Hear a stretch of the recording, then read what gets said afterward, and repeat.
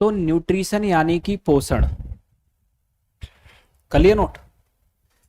तो सबसे पहले तो हम आपके ये देखें कि न्यूट्रिशन हम आपके कहते कैसे हैं।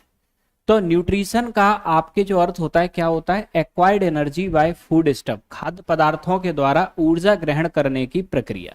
ठीक है, अब न्यूट्रिशन की जरूरत क्यों पड़ती है हमें, यानी कि ये ऊर्जा हमें चाहिए क्यों, सरल शब्दों में आए तो बॉडी के द्वारा जो पर डे जो रूटीन एक्टिविटी परफॉर्म की जाती है। ठीक, अब देखो आप कोई काम करो या ना करो, बॉडी के अंदर बॉडी के ऑर्गन तो काम कर रहे हैं ना, डाइजेशन हो रहा है, रेस्पिरेशन हो रहा है, एक्सक्रीशन हो रहा है, बॉडी सांस ले रही है, सांस छोड़ रही है, हार्ट बीट चल रही है, ब्लड का सर्कुलेशन हो रहा है, तो मतलब बॉडी के अंदर इंटरनल ऑर्गन क्या कर रहे हैं, काम कर रहे हैं। तो इन ऑर्गन्स को भी तो काम करने के लिए क्या चाहिए, एनर्जी चाहिए। ठीक है, फिर इसके अलावा आप भी बाहर मेहनत कर रहे हो। ठीक है, तो बॉडी जो अपनी रूटीन एक्टिविटीज को परफॉर्म कर रही है उसके लिए बॉडी को चाहिए एनर्जी, और इस एनर्जी को प्राप्त करने के लिए जरूरत पड़ती है हमें किसकी, न्यूट्रिशन की। इसके बाद में दूसरा नेक्स्ट आगे याद रखना, न्यूट्रिशन की दूसरी जरूरत हमें किसमें, बॉडी ग्रोथ एंड डेवलपमेंट, शारीरिक वृद्धि एवं विकास। ठीक, अब यहां न्यूट्रिशन की अगर हम सिचुएशंस को देखें, कि न्यूट्रिशन की अगर हम स्थितियों को समझें, तो अब यहां समझना 3 स्थितियां होती हैं न्यूट्रिशन की।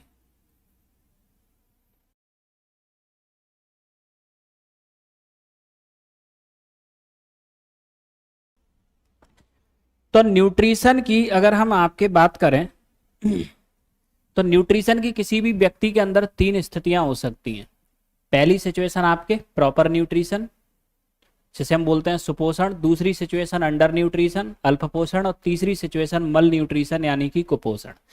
प्रॉपर न्यूट्रिशन एक ऐसी सिचुएशन होती है जिसमें प्रत्येक व्यक्ति क्या लेता है, एक बैलेंस डाइट लेता है। बैलेंस डाइट से आपके तात्पर्य क्या होता है, उसे जितनी मात्रा में कार्बोहाइड्रेट चाहिए उतना कार्बोहाइड्रेट, जितना प्रोटीन चाहिए उतना प्रोटीन, जितना fat vitamin minerals water roughage, यानी कि जितनी मात्रा में उसे एलिमेंट्स की जरूरत है उतनी ही मात्रा में वो लेगा। तो ये कहलाएगा क्या, बैलेंस डाइट, और ये सिचुएशन होती है प्रॉपर न्यूट्रिशन। अब दूसरी condition under nutrition. Under nutrition में क्या होता है कि कुछ लोग कुछ विशेष फूड को ही खाते हैं। क्या आप हमेशा दाल चावल ही खाते रहो, अच्छे लगते हैं कई लोगों तो खाते ही रहते हैं, तो दाल चावल में जो न्यूट्रिएंट्स है वो तो मिल जाएंगे, लेकिन बाकी ये कैसे मिलेंगे। तो कई बार डाइट में 1-2 न्यूट्रिएंट्स गायब हो जाते हैं फूड हैबिट्स की वजह से, तो ऐसी सिचुएशन होती है अंडर न्यूट्रिशन।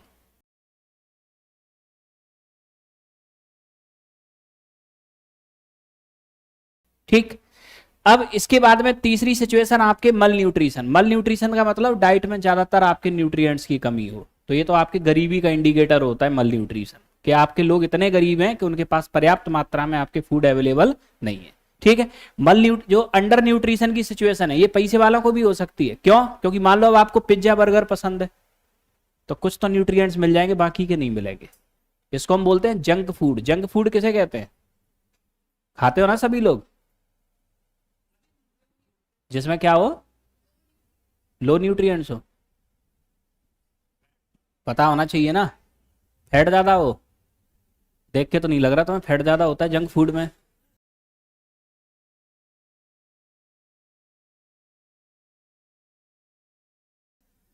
हाँ, जंक फूड ऐसे फूड होते हैं जिनमें कोई एक न्यूट्रिएंट्स तो बहुत ज्यादा मात्रा में हो लेकिन बाकी के न्यूट्रिएंट्स कम हो जाए। ठीक, कम हो जाए या एब्सेंट हो जाए, ऐसे फूड को कहते हैं हम जंक फूड। तो कुछ ना कुछ तो ज्यादा होगा उसमें, सामान्य स्थिति में फैटी होता है ज्यादा क्योंकि स्पाइसी होते हैं सारे।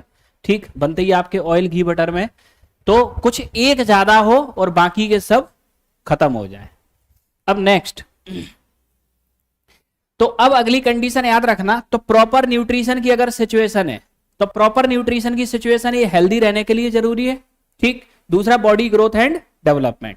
अंडर न्यूट्रिशन और मल न्यूट्रिशन की सिचुएशन में आपके बॉडी के अंदर कोई ना कोई डिजीज होने की संभावना बढ़ जाएगी। ठीक है,